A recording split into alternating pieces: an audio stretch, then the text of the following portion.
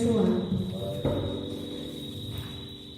Efésios 3, do 14 ao 21. Todos abriram?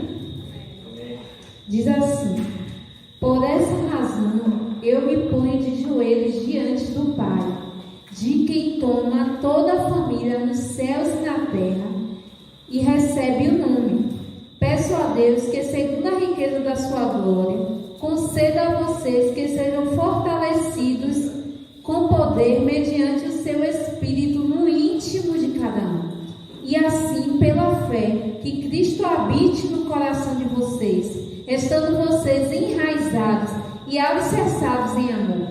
Isto para que, como todos os santos, vocês possam compreender qual é a largura, o comprimento, a altura e a profundidade, e conhecer o amor de Cristo, que excede todo entendimento, para que vocês fiquem cheios de toda a plenitude de Deus. Ora, aquele que é poderoso para fazer infinitamente mais do que tudo que pedimos ou pensamos, conforme o seu poder que opera em nós, a Ele seja a glória, na Igreja e em Cristo Jesus, por todas as gerações, para todos sempre. Amém. Senhor, foi lido uma porção da Tua palavra, meu Deus. E eu te peço em nome de Jesus que o Senhor continue conosco. Continue conosco neste dia, Pai. Que o Senhor direcione, Deus, aquilo que eu vim a falar aqui, Senhor. Meu Deus, em nome de Jesus, que todas as palavras, Senhor, sejam direcionadas por Ti. Que eu não venha falar nada de minha sabedoria humana, nem de mim mesmo, meu Pai. Eu me esvazio neste momento para que o Senhor venha crescer. Eu me diminuo, Deus, para que o Senhor venha aparecer, Deus. E que o Senhor venha falar com a igreja nesta noite. Aquilo, Senhor, que não queremos ouvir, mas aquilo que estamos precisando ouvir. Que o Senhor, Deus, em nome de Jesus, unja os nossos ouvidos. Unja, Senhor, as nossas mentes, e que elas estejam cativas tão somente ao Teu Santo Espírito. Em nome de Jesus, meu Pai, nós choramos e te agradecemos. Amém. Aleluia. Pode sentar.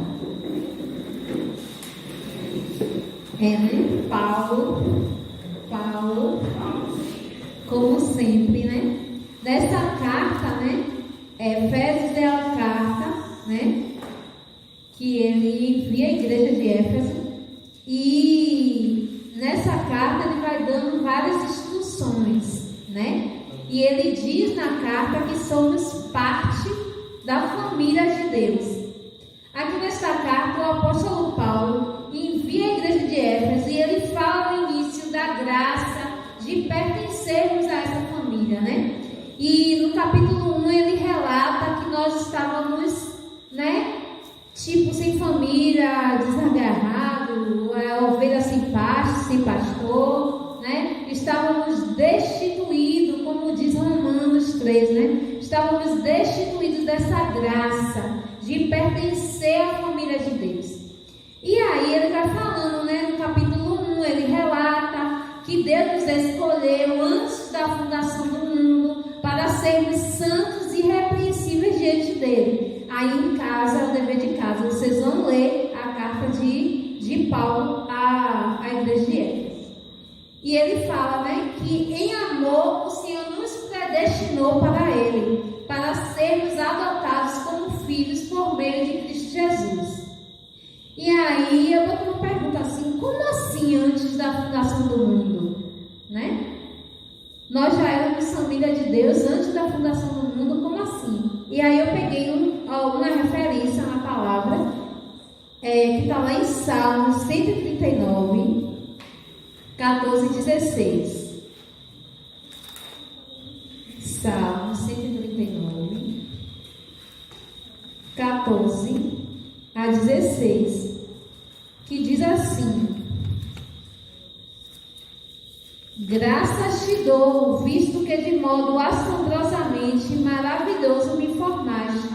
As tuas obras são admiráveis, e a minha alma o sabe muito bem. Os meus ossos não te foram encobertos quando no oculto fui formado e entretecido como nas profundezas da terra.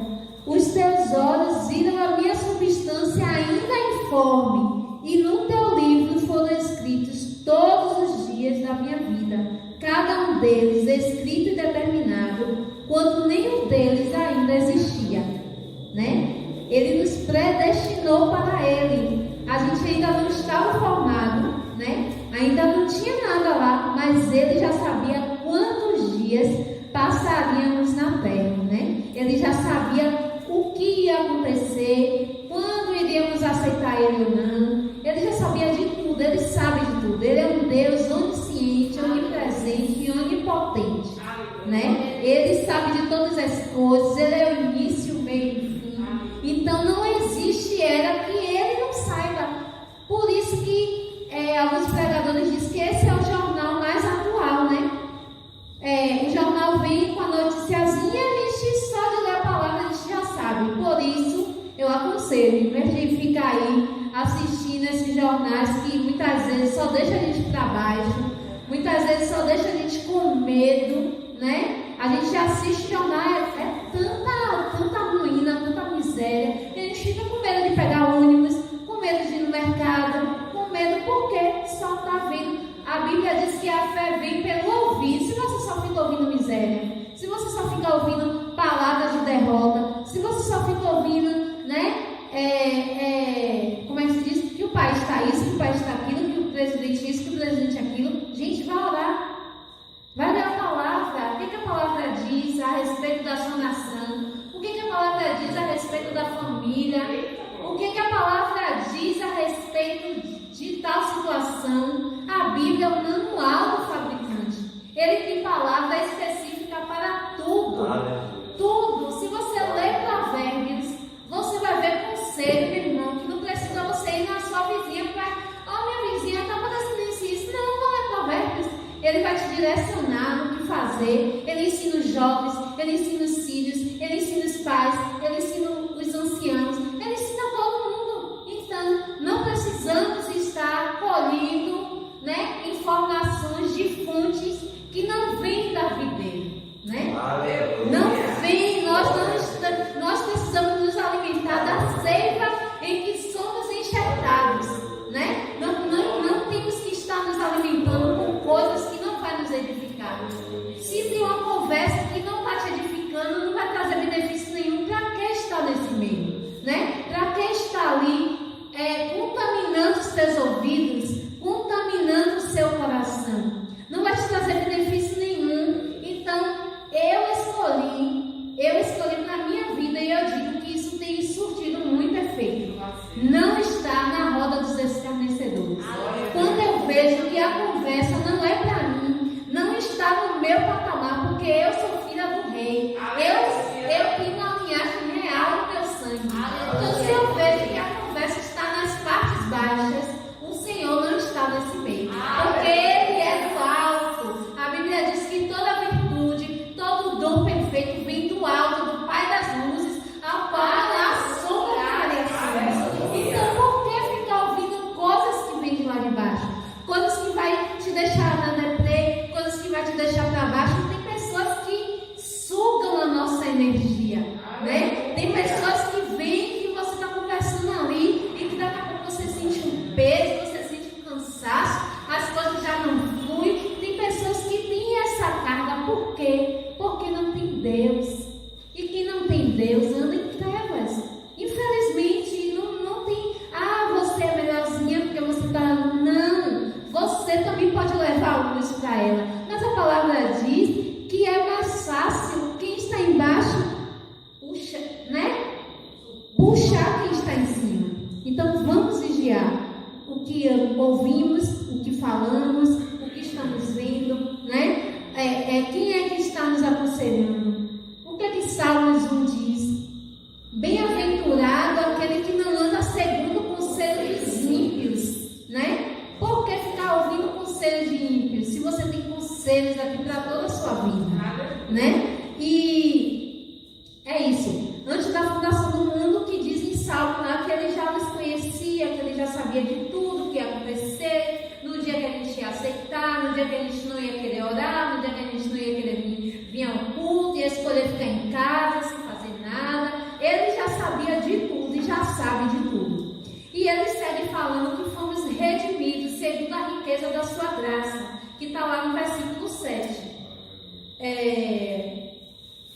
Isso, 3:7. Diz assim.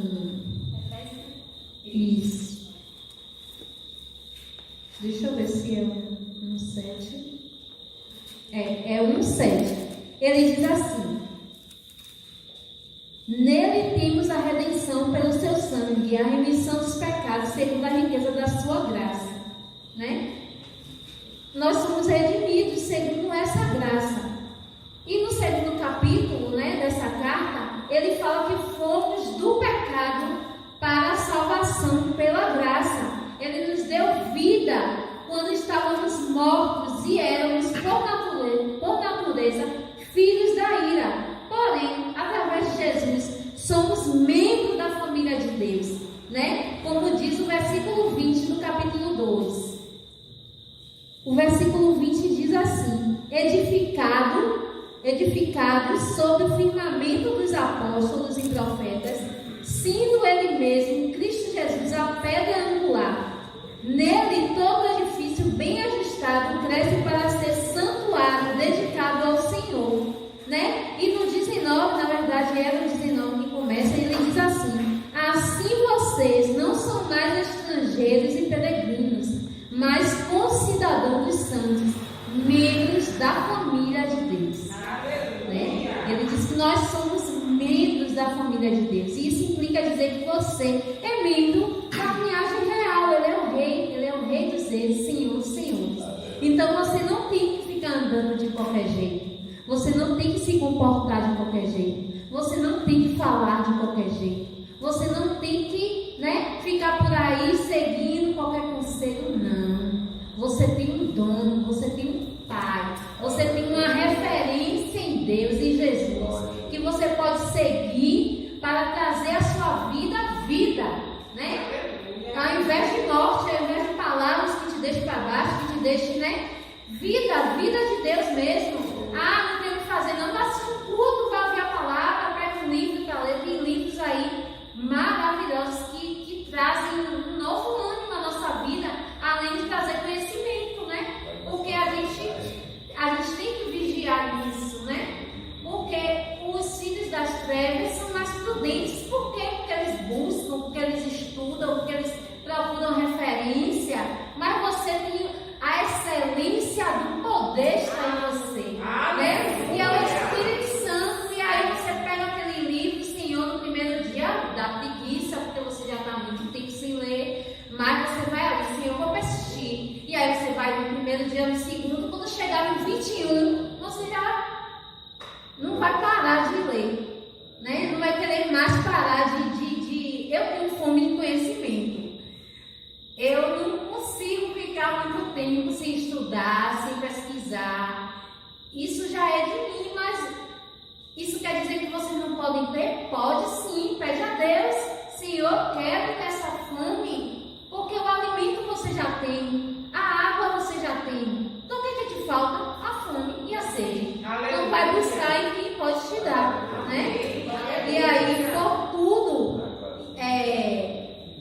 por tudo isso, né? Por toda essa pincelada que eu dei nos primeiros capítulos, ele diz que Paulo fala que ele ora, né, por todas essas famílias que recebeu o nome. E que nome foi esse? Né? O nome de família de Deus, né? Por isso você pode declarar que a sua família recebe o nome de Jesus. Aí você diz assim, mas a palavra está dizendo aqui que é a família de Deus. E você está dizendo que é o nome de Jesus? E Jesus é Deus? Sim? E como é que você pode provar que Jesus é Deus? Se eu chegasse assim, Alisson, Jesus é Deus? É. Por quê? Porque os três se formam em um. Porque os três se formam em um. Mas se eu te pedisse, Alisson, você tem algum versículo aí que me comprove isso? Eu quero ver na palavra, porque tem pessoas que não é só de, você vai lá e fala, né? Não, porque Jesus é Deus, porque ele estava no início com Deus, porque ele é a palavra, porque isso, porque aquilo. Mas por que Jesus é Deus?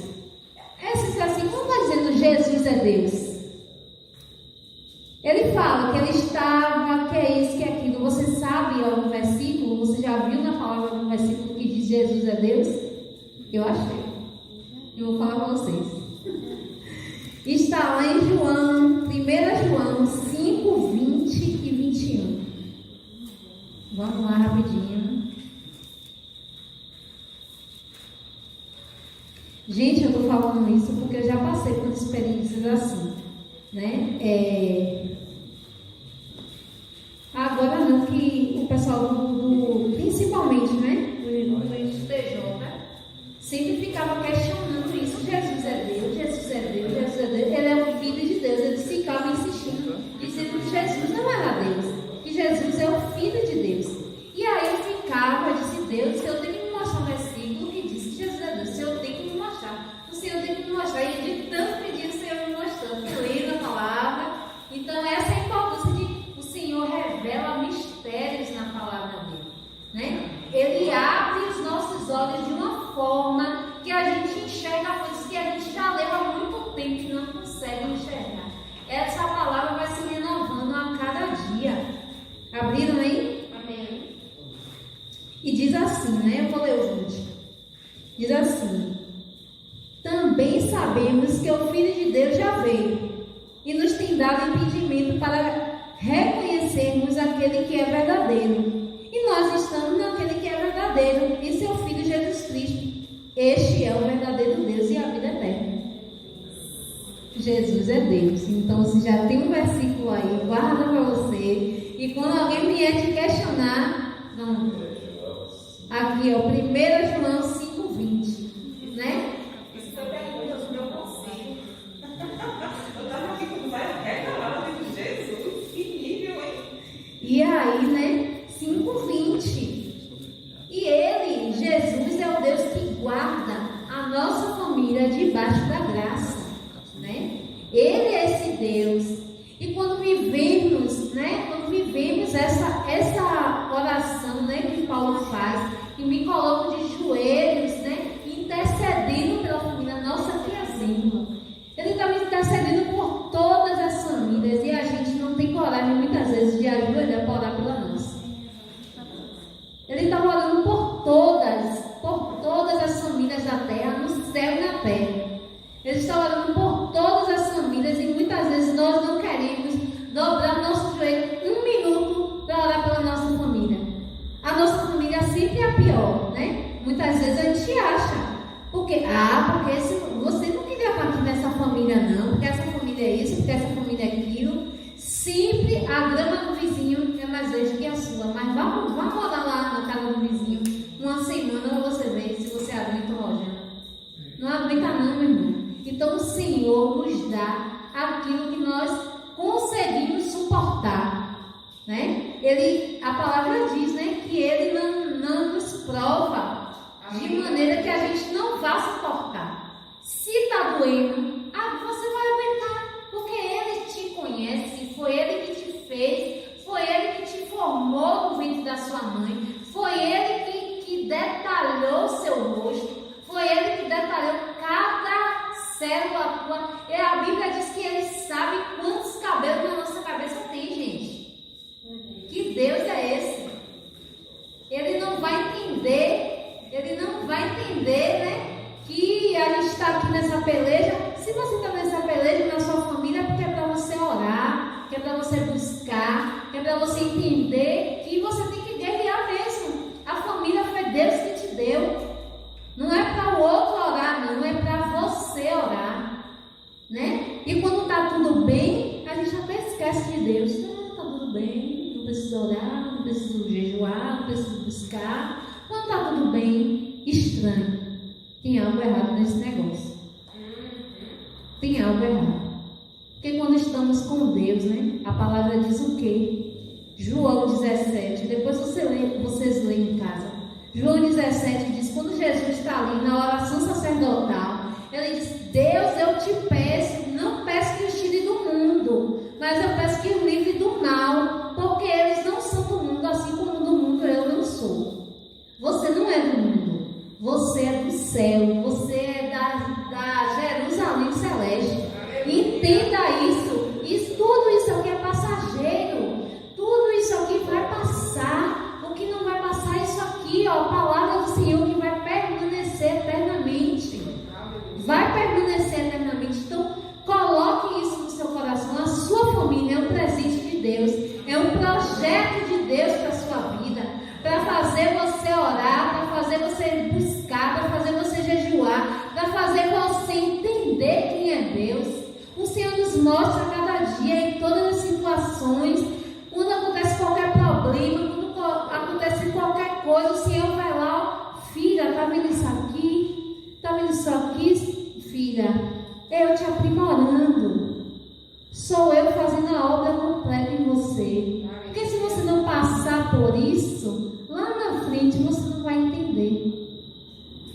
são processos que precisamos passar. Precisamos passar. E quando vivemos, né, essa oração no íntimo, as coisas mudam ao nosso redor. A nossa família é o nosso maior patrimônio. Nenhum sucesso profissional financeiro compensa o fracasso do seu casamento. Nenhuma aventura compensa a perda dos filhos. Lute pela sua família, chore pela sua família, ore pela sua família e nunca desista da sua família. Ela é um presente de Deus para você, né? Ela é um presente de Deus para você. E aí eu peguei aqui do manual do fabricante direcionamentos para toda a família, né? E aí eu peguei para o casal, Eclesiastes, capítulo 4.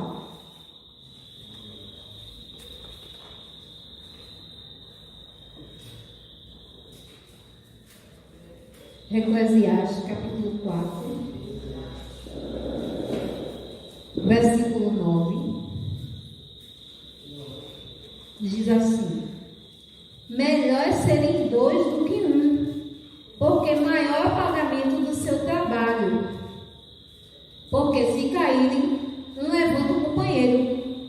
Mas, ai do que estiver só, pois caindo não haverá quem levante. Né? Melhor estar dois.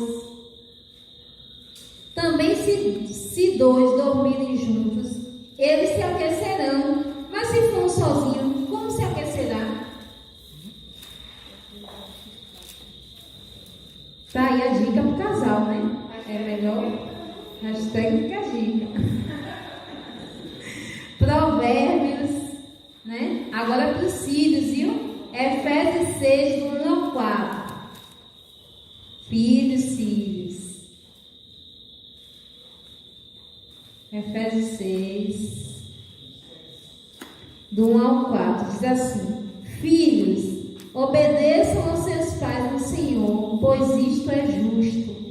Honre a seu pai e a sua mãe, que é o primeiro mandamento com promessa, para que tudo corra bem com você e você tenha uma longa vida sobre a terra. Tá vendo, filhos? Tem que honrar os seus pais, né? Infelizmente, essa geração é uma geração que não honra os pais, né? Não tem honrado. Mas é a palavra se cumprindo, né? A gente ora, né? Para que o Senhor converta, né, o coração dos pais aos filhos e dos filhos aos pais. Mas a gente sabe também que é a falta do amor, né? Porque a palavra diz que no fim dos tempos o amor se esfriará. E a gente vê uma geração que não respeita os pais, né? Aqui na igreja, glória a Deus, tem muitos filhos que têm honrado seus pais, né? E continuem assim, né? Continuem assim, é uma ordenança ao Senhor. Honre o teu pai e tua mãe. Honre, agradeça a Deus por você ter o seu pai e sua mãe, né? Porque eu, por exemplo, meu pai e minha mãe já não estão mais comigo e me faz muita falta, né? Hoje eu entendo que foi um propósito do Senhor para crescimento de mim e minhas irmãs, mas foi difícil, é difícil, né? Porque a saudade não passa. Quando chega dia das mães, a gente queria dar presente, né? A gente queria estar ali perto para fazer um almoço, fazer um banquete, né? E estar ali e ficar no colo de manhã, que não tem coisa melhor. Mas aprove ao Senhor e Ele tem suprido essa necessidade, né? Então vocês que ainda têm a oportunidade de beijar, de abraçar, de dizer que ama, continuem fazendo, né? E aí, maridos, rapidinho, Efésios 5, 25.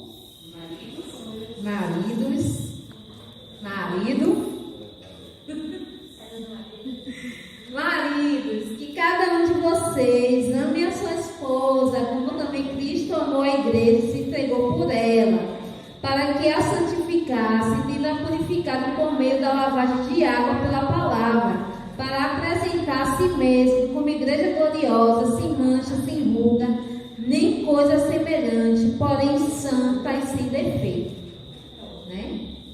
Maridos, amem suas esposas, cuidem delas, né?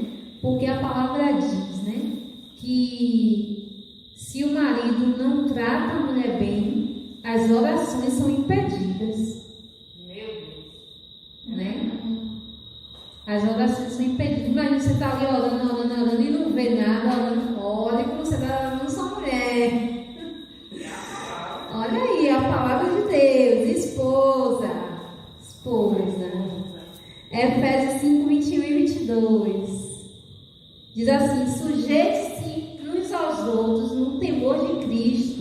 Esposas, que cada uma de vocês se sujeite ao seu próprio marido, como ao Senhor, porque o marido é o cabeça da esposa, como também Cristo é o cabeça da igreja, sendo ele próprio o salvador do corpo. Como, porém, a igreja está sujeita a Cristo, assim também a esposa se sujeite em tudo ao seu próprio marido, né? A gente vê por aí que as coisas... É difícil ser submissa, eu confesso. Por quê? Por que algo é difícil? Porque na minha casa só era eu e minhas irmãs, e a gente fazia tudo. E a gente trocava o gás, a gente trocava a lâmpada, a gente fazia isso, a gente fazia aquilo, a gente ia comprar, a gente resolvia as coisas. Não tinha homem, que quando meu pai faleceu a gente era adolescente, né? Então não tinha o papel de homem. Então é difícil nessa situação a gente entender isso aqui, a submissão, né? Porque muitos pregam por aí que a submissão é como se tivesse, como se fosse, a mulher fosse empregada ou escrava, mas não é isso não. É estar sujeita e reconhecer a autoridade do marido, porque ele é o sacerdote do lar, né? Então a gente precisa entender isso em Deus, entender isso, essa submissão. E aí eu vou para rapidinho, servos, né? Que está lá em Efésios 6, 5 a 8, que diz assim: quanto a vocês, servos, obedeçam aos seus senhores aqui na terra com temor e tremor, com sinceridade de coração, como a Cristo, não servindo apenas quando estão sendo vigiados, somente para agradar pessoas, mas como servos de Cristo, fazendo de coração a vontade de Deus. Né? Sirvam de boa vontade, como se estivesse trabalhando para o Senhor e não para pessoas, sabendo que cada um, se fizer alguma coisa boa, receberá isso outra vez do Senhor, seja servo, seja livre, né?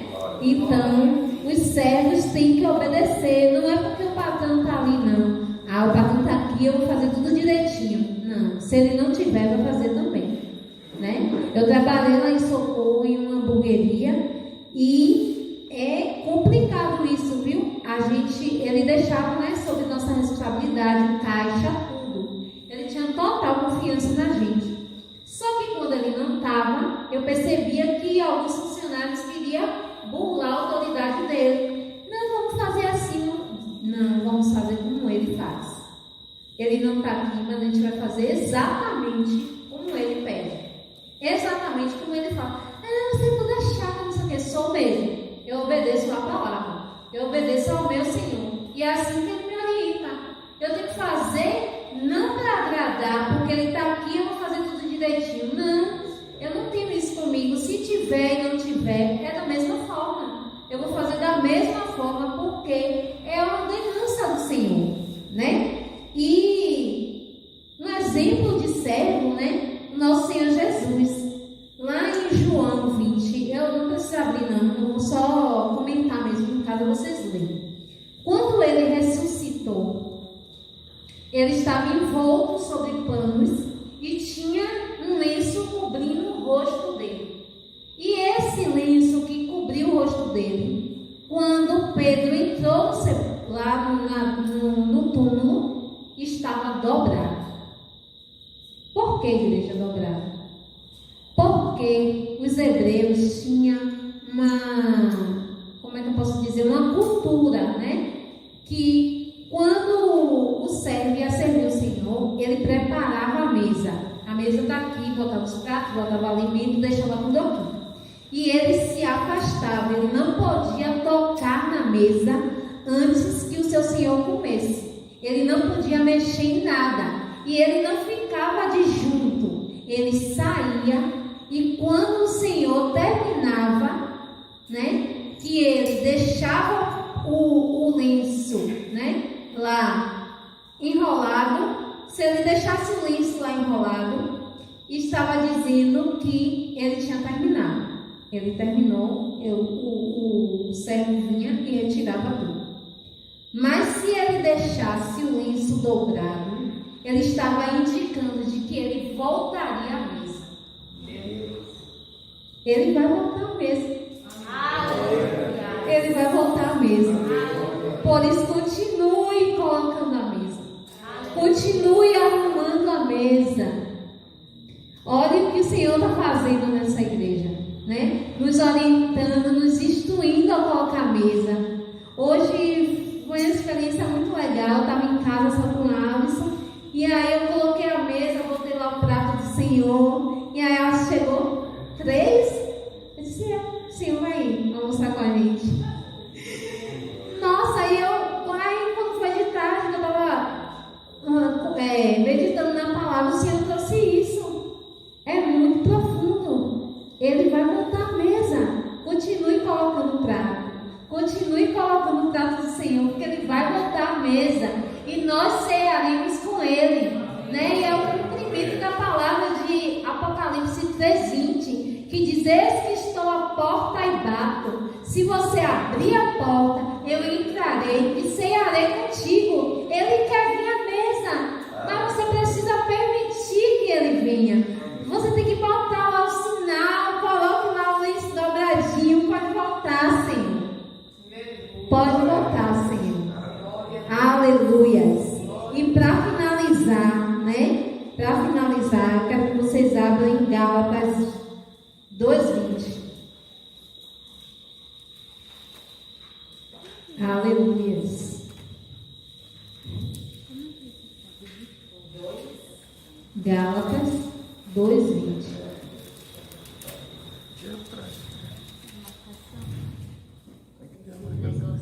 Aleluia.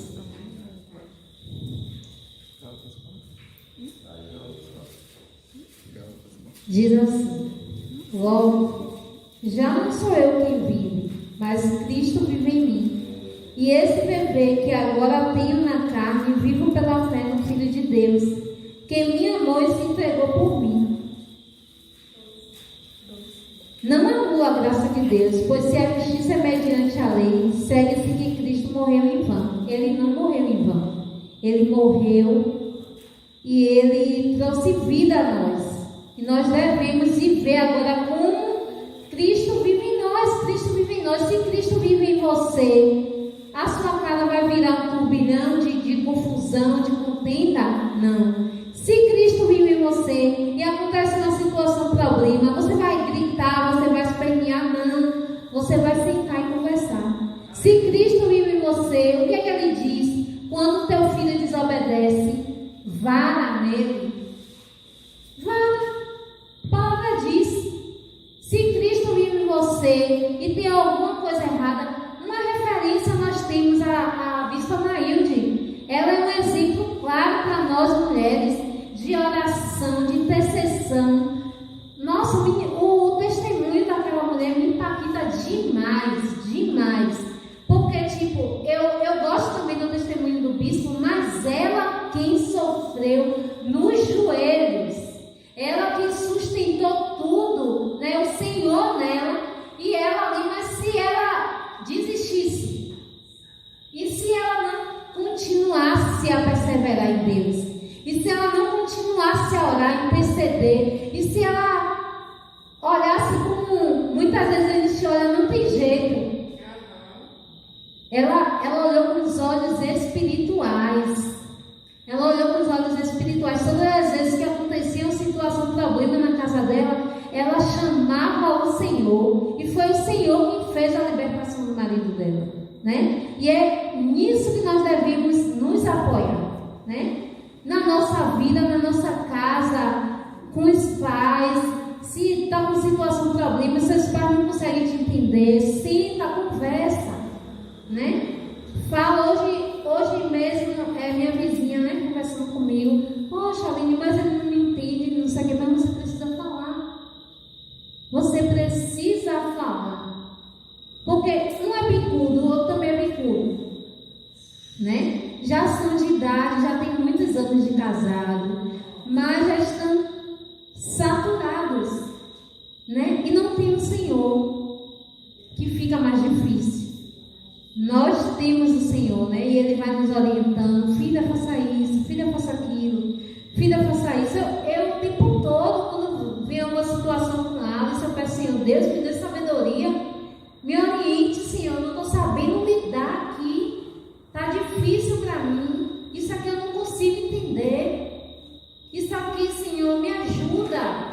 E ele vem e me ajuda, ele vem.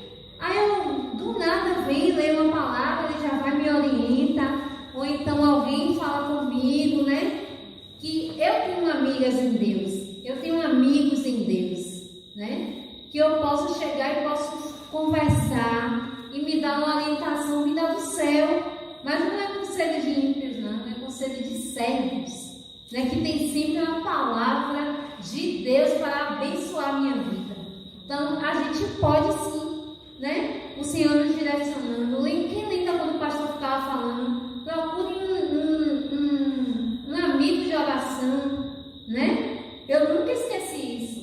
E eu pedi ao Senhor, Deus, eu preciso, Senhor, de alguém que eu possa confiar, que não vai me julgar, né? Porque é muito fácil você olhar, poxa, Aline, você, levita, você está fazendo isso, você está fazendo aquilo. Não, eu sou carne, eu também erro, eu também peco, eu também falho. Eu também tenho vontade de desistir muitas vezes, mas sabe que eu não desisto? Porque Ele não desistiu de mim. Quando eu estava no lamaçal do pecado, quando eu estava condenada, quando eu estava, como diz a palavra, né, com a raiz de ira, de maldade sobre mim, Ele não desistiu de mim. Mesmo antes de me conhecer, Ele não desistiu de mim nem de você. Então você não pode desistir. Está difícil, chama ao Senhor. Deus, Ele envia os teus anjos para me ajudar aqui nessa peleja. Não é fácil não, irmãos. Mas com o Senhor nós avançamos.